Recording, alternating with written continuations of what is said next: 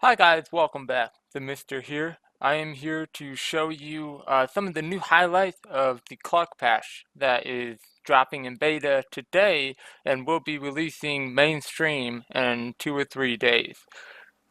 Throughout this video, I'm going to highlight the things I can show you, and then at the end of the video, I'm going to summarize a lot of the things that are behind the scenes that I can't necessarily show you tangibly. They have added in the ability to change the ruler title or the heir title for your custom empire, as shown here.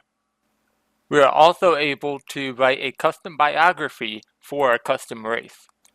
We now have access to the platypus species, as shown here. We now have access to the paradox symbol for our custom flag.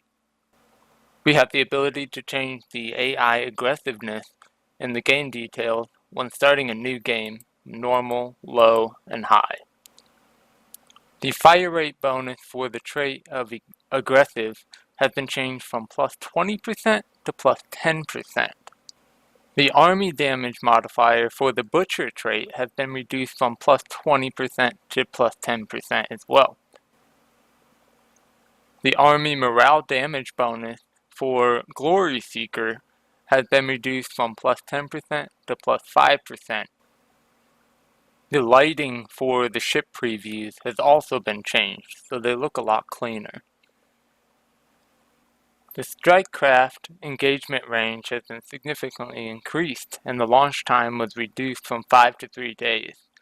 The fighter movement speed was also increased from approximately 2 to 3.5. The bomber strike craft movement speed has also been increased from 1.5 to 3. The chemical thruster chance to evade has been reduced from plus 10 to plus 5. The ion thruster's chance to evade has been reduced from plus 20 to plus 10. The plasma thruster chance to evade has been reduced from plus 30 to plus 15. The impulse thruster chance to evade has been reduced from plus 40 to plus 20. If a weapon has both shield penetration and a corresponding reduced damage to shield, the two effects are replaced by a single line ignores blank percent of shield. This affects the arc emitters and the torpedoes. The end of combat UI has been improved by allowing us to see how many ships we've lost, of what kinds and in what fleets, and how many your enemy has lost, as well as seeing our total damage output divided between hull, armor, and shield. We are also able to see our hit ratios divided between our types of weapons, and our evasion ratios by showing us what weapons we are able to evade the most.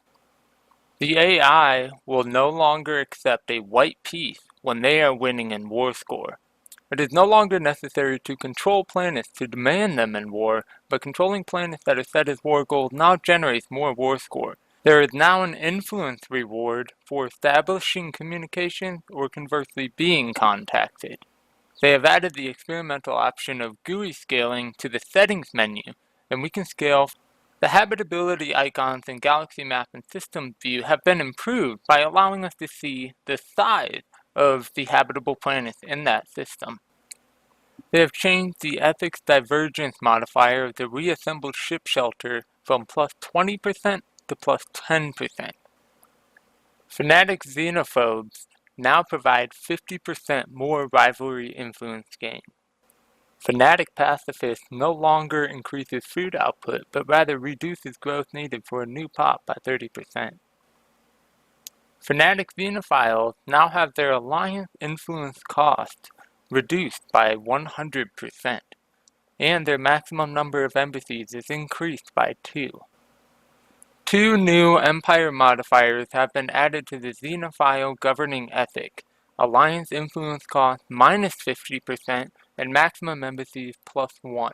They have changed the Empire modifier for Xenophobes to give plus 25% to rivalry influence gain. Fanatic militarists no longer gain additional influence from rivalries, and they no longer have an increased influence cost for being in an alliance.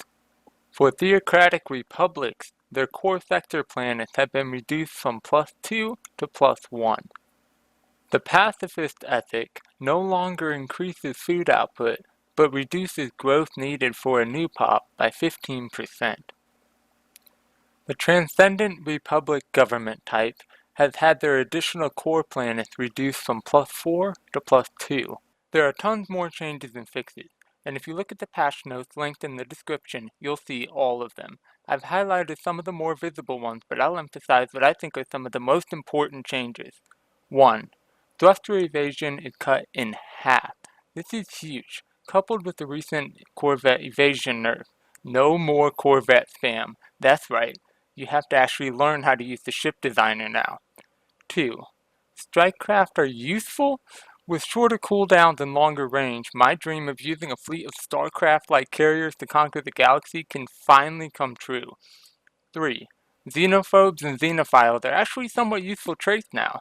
They've gone from being useless to being possible options for a more diplomacy-centric playstyle.